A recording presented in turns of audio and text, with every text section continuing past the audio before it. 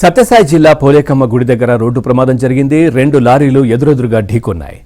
గోధుమల లోడ్తో వెళ్తున్న లారీలో మంటలు చెలరేగాయి. ఈ ఘటనలో లారీ పూర్తిగా దగ్ధమవ్వగా డ్రైవర్ సజీవ దహనమయ్యారు. మృతుణ్ణి ఆదిలాబాద్ జిల్లాకు చెందిన కిరణ్ గా గుర్తించారు.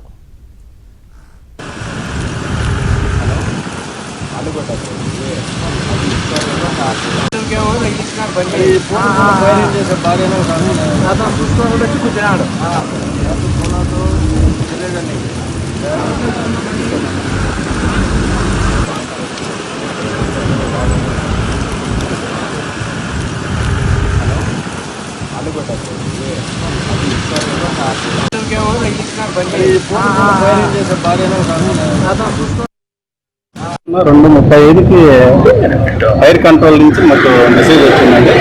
హైవే పైన పులేకమ్మ గుడి దగ్గర 2 లారీలు అనుకున్నాయి. 2 లారీలోనే ఒక లారీ పూర్తిగా మంటల్లో దగ్ధమవుతుంది, ఇంకొక లారీ కొంచెం స్టార్ట్ అవుతుంది. అనుకున్న డ్రైవర్ అక్కడే చనిపోయాడంటే అది రాజస్థాన్ బండి బంగాళదుంపల లోడ్తో ఎక్కడ పోతుంది. అది మాకు ఇంకా ఇన్ఫర్మేషన్ లేదు, ఎక్కడ పోతుంది అనేది ఎవరు చెప్పడం లేదు.